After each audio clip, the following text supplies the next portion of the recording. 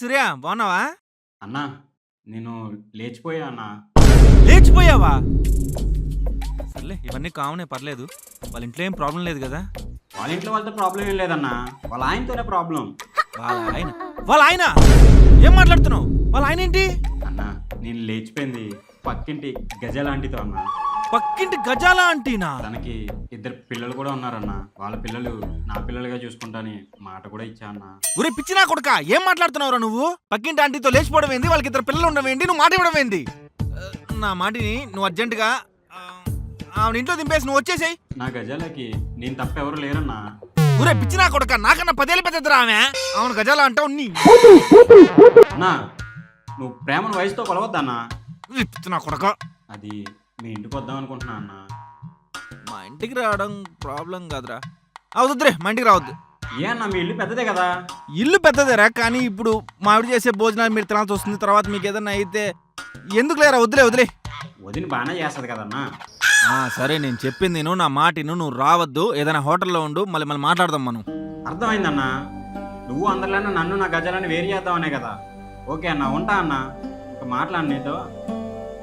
సూరి ఆ గజ్జి ఇంటిపోతుందిరా. ముట్టికి అడగాల. ఎడన బొరస ఎక్కువ నా కొడుకు. రవి, ఏమంట చేయమంటావు? నీకు ఆల్రెడీ చెప్పాను కదా వంట చేయొద్దని, మళ్ళీ వంట చేస్తానంటావేంటి? నో, నేను చేస్తాను.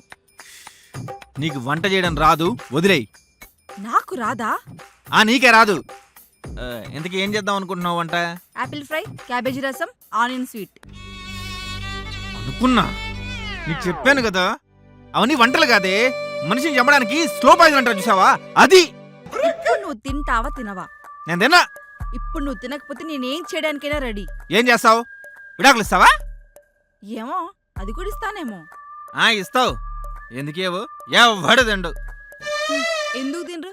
ఆల్రెడీ నేను పిలిస్తే భోజనం రావడానికి 4 ఫ్యామిలీస్ రెడీగా ఉన్నాయి. అప్పుడు మన మీద మర్డర్ కేసు అవుతుంది. నీకు చెప్తే అర్థం కావట్లేదు. వదిలే ఇంకా. ఆల్రెడీ పెళ్ళామంట గుండెల గంట ఎపిసోడ్ లో సన్నీ తిన్నాడు, సూపర్ గా ఉందని కూడా అన్నాడు. అప్పటి నుంచి వాడు రచ్చకెంగలు కనపడటం మానేశాడు. ఇప్పుడు నేను కూడా తిన్నాను అనుకో, నువ్వు కూడా సోలో పర్ఫార్మెన్స్ ఇచ్చుకోవాలి, అవసరమా? ఇప్పుడు నువ్వు తింటావా తినవా? నేను తిన్నానని నీకు ఆల్రెడీ 100 సార్లు చెప్పాను. ఇదే ఫైనలా? ఫైనల్. సరే చూద్దాం, ఏం చేయాలో నాకు తెలుసు. చేసుకోవా. రెడీగా ఉండు. యాపిల్ ఫ్రై అంట, ఆనియన్ స్వీట్, ఇలాంటివన్నీ తినాల్సి వస్తుంది. వీడేంటి మళ్ళీ ఫోన్ చేస్తున్నాడు? చెప్పు సూర్య. అన్నా నువ్వు చెప్పినట్టే హోటల్లోకి దిగామన్నా. గజాలని పోలీసులు తీసుకెళ్ళిపోతున్నారన్నా.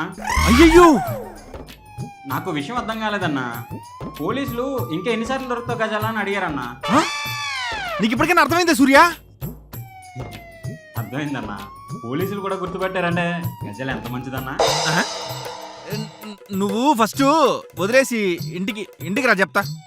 లేదన్నా, నేను వెళ్తే గజాలతోనే వెళ్తాను. సరేలే సూర్య. అన్నా నువ్వు ఏదో ఒకటి చేసి గజాలని బయటికి రప్పించన్నా.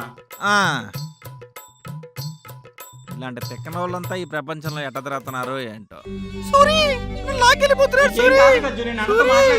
ఇలాంటి అమాయకులంతా ఎలా బతుకుతున్నారో ఏంటో.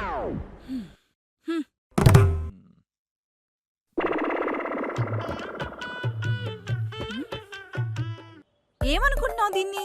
50 రూపీస్ బ్యాండ్ పాపరే కదా. దేని గురించి అనుకుంటున్నావు? అదే కింద కొట్లో 2 గుడ్లు తీసుకుని డబ్బులు లేదు. నేను వాడిని చూసినప్పుడే అనుకున్నాడు ఖచ్చితంగా కేసు పెట్టేలాగే ఉన్నాడని. ఇది గుడ్ల కోసం కాదు. మొన్న సూపర్ మార్కెట్ లో చాక్లెట్ దొబ్బేశావు, వాళ్ళు సీసీ కెమెరాలు చూసి కనిపెట్టేశారా? అప్పుడే చెప్పావు ఉద్దే అని. అందుకే నువ్వు ఇప్పుడు సూపర్ మార్కెట్ తో అంటే మనకి ఎంత కష్టం ఫైట్ చేయాలంటే, మనకంత డబ్బులు, పేరు, ఆ పలుకుబడి, లాయరు ఇవన్నీ తెలియాలి నీకు. అంత ఇది సూపర్ మార్కెట్ లో చాక్లెట్ గురించి కూడా కాదు. మరే డివోర్స్ పేపర్స్, విడాకులు. విడాకులా? ఏమాడుతున్నావు? విడాకులేంది? దేనికి ఇస్తున్నావు? నా వంట తినని వాళ్ళతో నేను కలిసి ఉండాల్సిన అవసరం లేదు, అందుకే విడాకులు ఇస్తున్నా. నీకేమన్నా పిచ్చే మెంట్లో? వంట తినకపోతే ఎవడన్నా విడాకులు ఇస్తాడా? నేను ఇస్తాను. చక్కగా నీకు విడాకులు ఇచ్చేసి నేను ఒక్కదాన్ని హ్యాపీగా వంటలు చేసుకుంటూ చుట్టుపక్కల అందరికీ పనిచేసుకుంటూ హాయిగా ఉండొచ్చు.